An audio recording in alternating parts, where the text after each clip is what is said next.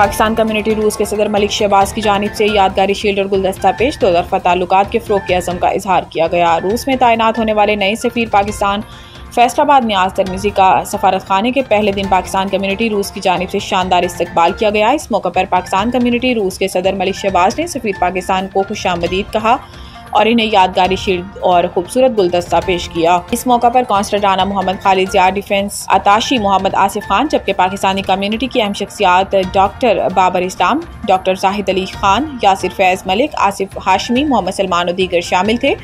इस मौका पर सदर पाकिस्तान कम्युनिटी रूस मलिक शहबाज का कहना था कि हमें सफारत खाना पाकिस्तान मास्को में नए सफ़ीर फैसल नियाज़ तिरमिज़ी की आमद पर बेहद खुशी है। पाकिस्तानी कम्युनिटी रूस को यकीन है कि इनकी क़यादत में पाकिस्तान और रूस के ताल्लुकात में मज़ीद वुसअत आएगी। हम चाहते हैं कि पाकिस्तान का मुस्बत तशख़्ख़ुस रूस में हर सतह पर उजागर हो, चाहे वो तालीम का मैदान हो, तिजारत हो या सकाफत। हमारी कम्युनिटी सफारत खाने के शाना बशाना काम करेगी ताकि दोनों ममालिक के दरमियान ताल्लुकात को मज़ीद मजबूत बनाया जा सके।